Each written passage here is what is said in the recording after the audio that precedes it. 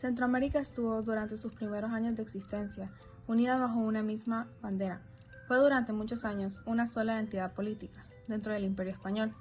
Todo comenzó en 1542, cuando toda la región se unió por primera vez y el rey Carlos I de España creó la Capitanía General de Guatemala y proclamó una real audiencia para gobernar. Este territorio estaba dividido en provincias, las cuales hoy en día son los países de Guatemala, Honduras, El Salvador, Nicaragua y Costa Rica, sin dejar atrás a Belice y el Estado de México de Chiapas, que en ese entonces pertenecía a la Capitanía General. En el año 1820, España estableció una nueva constitución que causó cambios en el gobierno y modificó la organización territorial de este imperio. Entre todos estos cambios, se dividió la Capitanía de Guatemala en Guatemala, también las provincias de Nicaragua y Costa Rica. Pero en 1821 es cuando empieza la historia de Centroamérica independiente. El 15 de septiembre de este año, los diputados de las provincias de Guatemala declararon la independencia absoluta de España. Luego le seguía Nicaragua y Costa Rica, que hicieron lo mismo el 11 de octubre de 1821. Antes de estos intentos habían ocurrido otros que no tuvieron éxito, pero las ambiciones de los separatistas centroamericanos fueron posibles por factores, siendo el primero que Carlos Urrutia fue el nuevo capitán general de Guatemala. Según cuenta la historia, Carlos era un hombre con carácter débil, que permitió que los independentistas se adueñaran de terreno, de la independencia y que crearan el primer imperio mexicano. Estos cambios hicieron que la independencia cambiara de manera temporal, ya que las autoridades crearon una guerra política que trataba de que los liberales estaban a favor de una república federal como lo era Estados Unidos. Sin embargo, los conservadores preferían que se realizara una anexión del Estado mexicano, ya que querían mantener un sistema monárquico. El emperador de México, Agustín de Iturbide, envió cartas a las provincias. Estas cartas fueron enviadas con el fin de invitar a la nación centroamericana a formar parte del Imperio Mexicano. El emperador tuvo un acuerdo con Chiapas y se unió a México.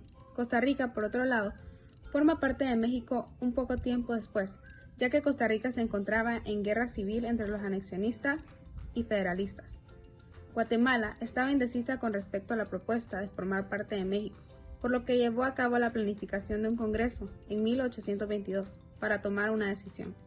Al recibir las respuestas, Iturbide amenazó con llevar un ejército para sembrar miedo en Guatemala y para acelerar la unión de las provincias a México. Finalmente, Guatemala se unió a México el 5 de enero de 1822, con unos en contra y otros a favor. El Salvador no estaba contento con la unión de Guatemala al Imperio Mexicano. Esto se debía a la ambición que existía de un autogobierno de parte de los criollos salvadoreños. Los salvadoreños declararon su independencia, lo que causó descontento a Iturbide, quien con un ejército apaciguó a los salvadoreños y logró integrarlos al Imperio Mexicano.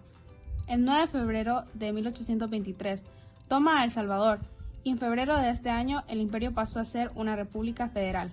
El nuevo Congreso de México decidió para Guatemala y las demás provincias libres de decidir su futuro, es decir, que podían seguir siendo parte de México o independizarse, a lo que todas las provincias decidieron separarse de México, pero Chiapas intentó unirse a Guatemala.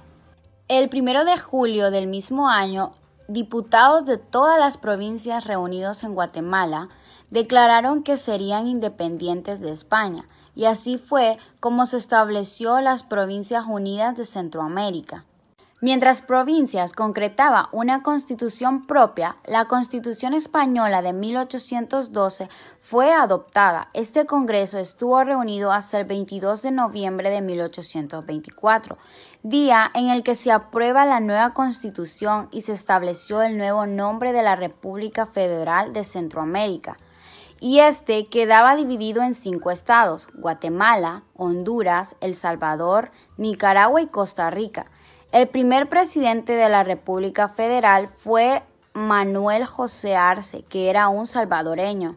La mayoría de los conservadores era conformada por el clero y la aristocracia de los criollos, y los liberales eran conformados por la clase media y los comerciantes, que eran los que podían opinar en cuanto a la política.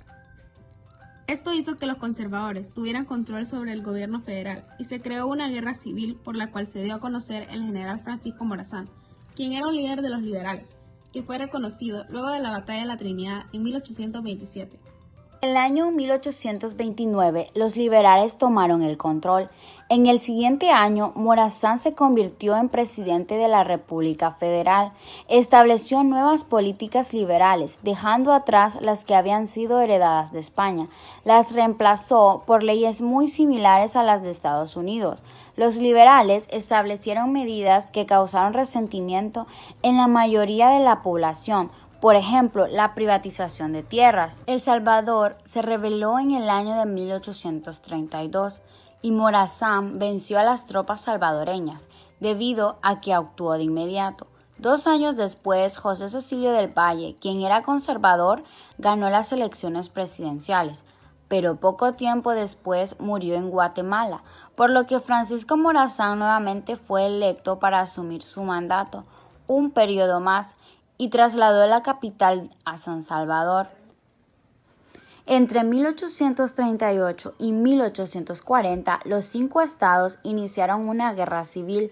Como resultado de esta, Nicaragua declaró su independencia de la Federación en 1838, Guatemala el 17 de abril de 1839 y finalmente declarado su independencia Honduras el 5 de noviembre. Y Costa Rica el 12 de noviembre del mismo año. Y así fue la disolución de la República Federal Centroamericana.